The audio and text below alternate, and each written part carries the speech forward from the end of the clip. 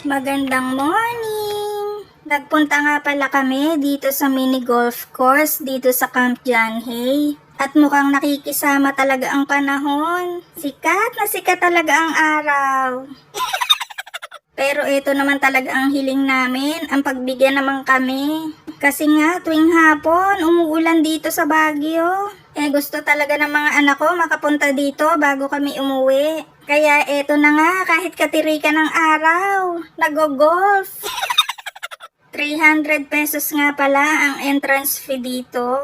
Wala naman yung time limit. Basta ang mahalaga, matapos mo yung hanggang hole number 18. Kanya-kanya nga rin pala sila ng golf club at saka ng ball. Kaya habang waiting ka pa sa turn mo, pwede ka pang mag-practice sa Gedli.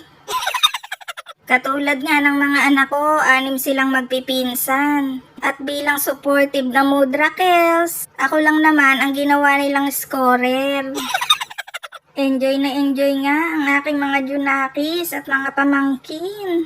Kasi minsan nga lang sila makapag-banding ng ganito. Kaya talagang miss na miss ng mga anak ko ang umuwi dito sa Baguio. Kasi nakaka-relax din naman talaga. Makapag-unwind din sila paminsan-minsan after ng school year.